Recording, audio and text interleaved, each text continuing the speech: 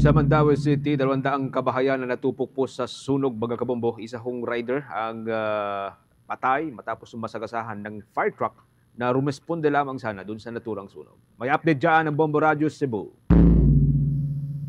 Nabulabog ang mga residente ng taga-zone Talong, Barangay Pacnaan, Mandaue City kagabi matapos sumiklab ang malaking sunog na umabot pa sa ika-4 na alarma.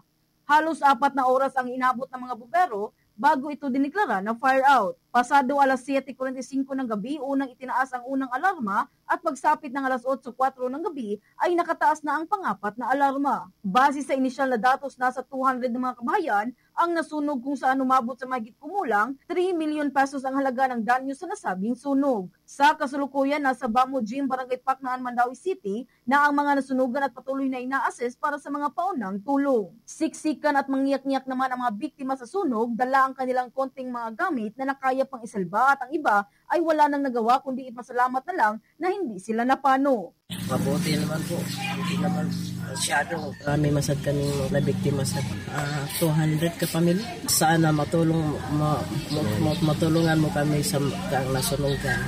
Mayroon naman may mga gamit. Sa kabilang banda, patay ang isang rider matapos masagasaan ng isa sa mga rumisponde na fire truck sa Barangay Cambaro sa nasabing lungsod.